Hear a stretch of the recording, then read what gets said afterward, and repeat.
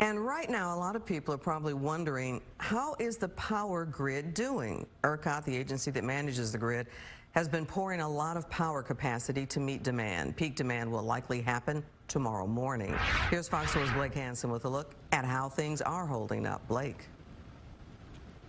And Clary's bottom line, so far no issues in terms of the overall health of the grid. In fact, there's quite a bit of reserves still in terms of electricity to draw from. I want to give you a live look at essentially what is the grid supply and demand as it stands right now. The supply line is that line you see running along the top, and the demand is the line that runs along the bottom. You want a big gap there, and that's what we're seeing right now. In fact, around 11,000 megawatts of reserve is where we've been sitting at roughly over this last hour. Wind has been a big contributing factor today, obviously. You've felt it if you've been outside, providing almost as much generation as natural gas so far. But of course, the wind is not always going to be blowing as it has been today.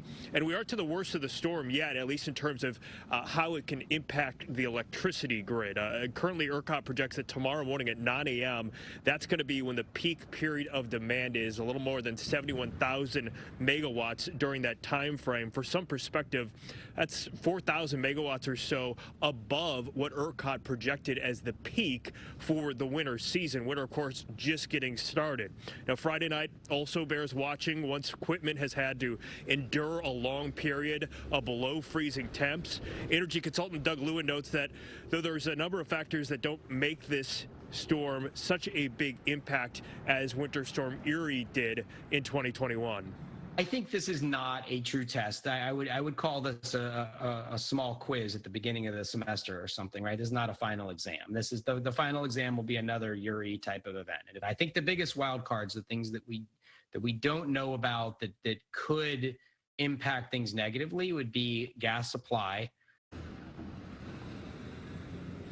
And again, ERCOT has not requested people to conserve power. And again, more than 10,000 megawatts of reserve. It would have to drop, those reserves have to drop below 2,300 megawatts to trigger those emergency conditions. Now, the lack of meaningful snow or ice, obviously that plays a big role in terms of this not being as bad. The temperature's not quite as severe as what we saw in 2021 as well. So these aren't the same storms by any means, but we still got a ways to go in these freezing temperatures, and it's yet to see if equipment will start to deal with issues as we go further on throughout this very cold weather event. Clarice. All right, Blake, you'll continue to monitor for us. Thank you.